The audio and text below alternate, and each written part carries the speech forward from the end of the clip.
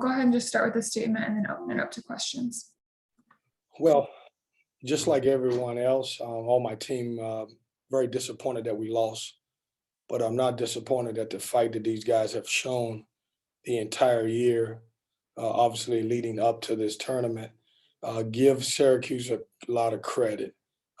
We played against a good basketball team that makes a lot of shots. And as we talked about, I told those guys, if you're playing against anybody, it's hard to beat a team, especially when they make 14 threes. And we have 7 guys that's playing, and we have such a small room for error.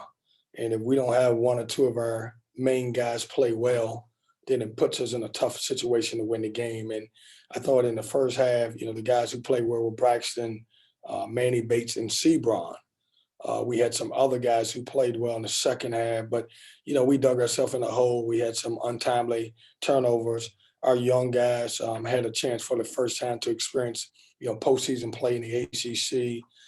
They'll learn from the good that they did in the game and obviously the bad. But I'm proud of these guys. It's hard for me to get mad at a bunch of guys because of one game in the ACC tournament with the way they played it and the way they've responded to me the entire year, especially with all of the adversity that we've had. So I'll take questions. Justin? Coach, it seemed like all things considered, being down 5 at halftime was a pretty good spot for you guys. What did you tell your team at halftime, and what do you think led to the Syracuse run at the beginning of the second half? We talked about, how hard we scrapped. I thought in the first half they completely outplayed us for 13 minutes, and the 7 minutes left in the half, we kind of turned things around. And we talked about, defending Buddy Boeheim. He was really, really good. He did a tremendous job, especially in the first half. And I thought that was the difference in the reason why they had a lead, even by 5. Second half, I thought we came out of the locker room with a lot of energy, but we had 2 bad turnovers at the beginning of the second half, and never really, we kind of played catch up from that point. Never really got a flow of the game. I think the first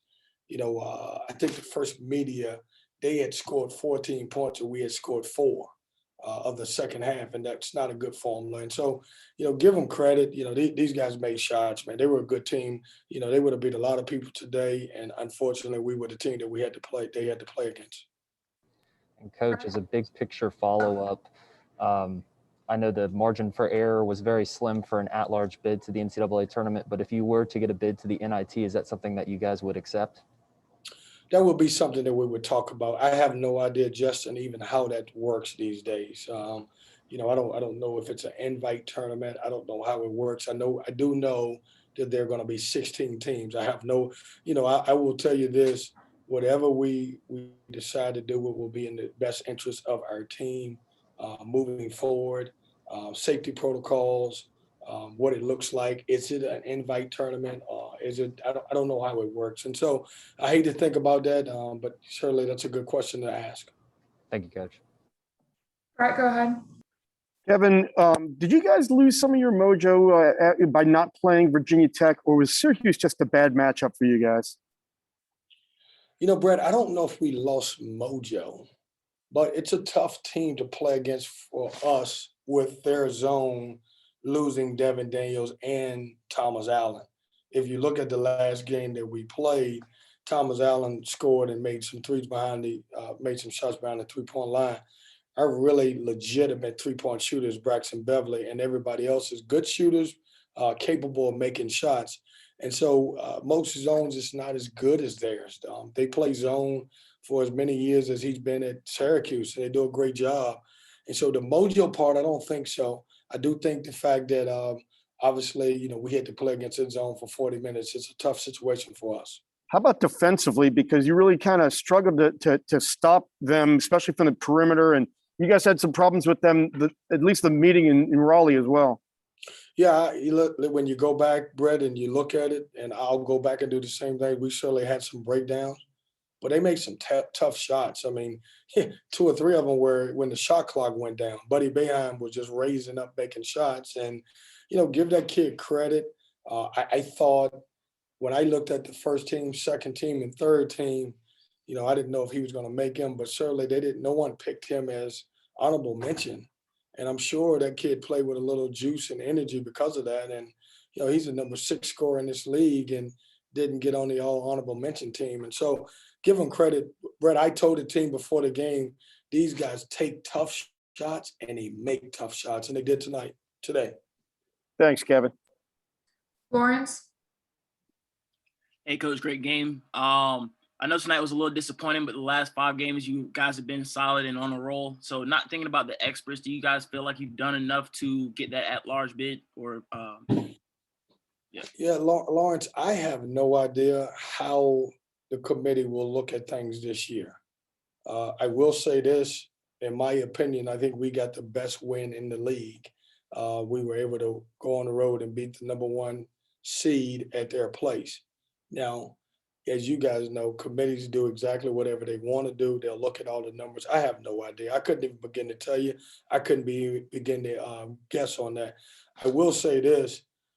I hope, this year or the near future that everybody start recognizing that how good of a league the ACC is, because my 4th year here, very rarely have we got at least 50% of our teams in.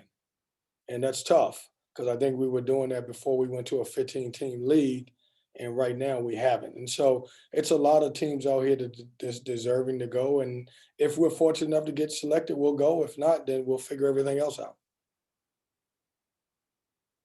James, Hey, Kevin, I know you really stress limiting the attempts from the three-point line of the other team. And I think the first 2 matchups, they had less than 20, 29 today. Was it something you saw that led to that high increase for them this game relative to the first 2? James, I just think they got hot. I mean, I'm sure you guys were looking at the game, and we had some breakdowns, as I talked about, but they made some really tough shots. But the crazy thing, that's not anything that's surprising. And once you see the ball go in the hole as guys who can make shots, they're going to continue to take those shots. And, we fouled a 3-point shooter.